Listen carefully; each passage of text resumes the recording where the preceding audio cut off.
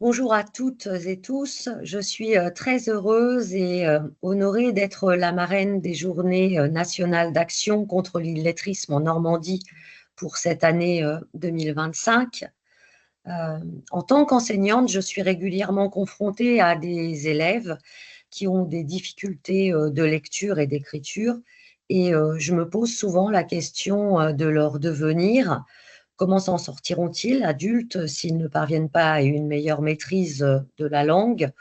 Ils sont souvent issus de secteurs dits défavorisés et ne bénéficient pas des mêmes chances que les autres. Il faut donc agir pour eux, avec eux, les aider dans leurs apprentissages par tous les moyens dont nous disposons, à l'école, en renforçant les bases et en dehors de l'école. Lutter contre l'illettrisme, c'est se mobiliser pour les valeurs de la République. La construction de la pensée citoyenne ne peut se faire correctement si on ne maîtrise pas la langue.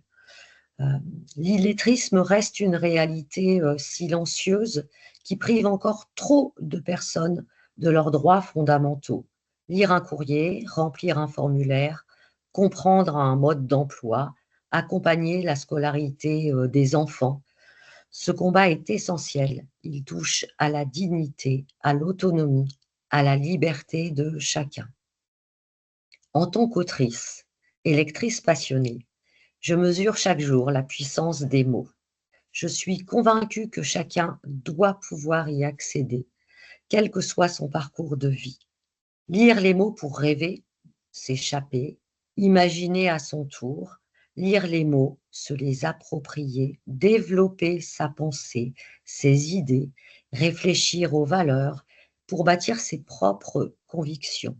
Un droit indispensable à tous et, j'y reviens, euh, indispensable pour le citoyen, la pensée citoyenne, les valeurs de la République.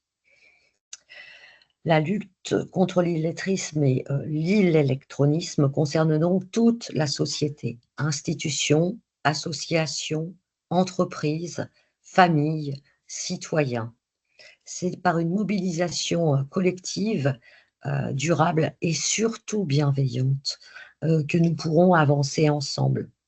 Ces journées sont un moment très fort pour mettre en lumière les initiatives, partager les bonnes pratiques, les expériences, faire entendre la voix de ceux et celles qui osent se remettre en chemin vers les mots, vers l'apprentissage de la lecture et puis de l'écriture.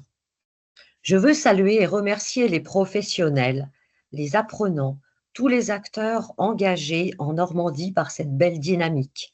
Vous portez une cause juste et vous la portez avec conviction. Bravo pour votre engagement et merci de m'y associer cette année.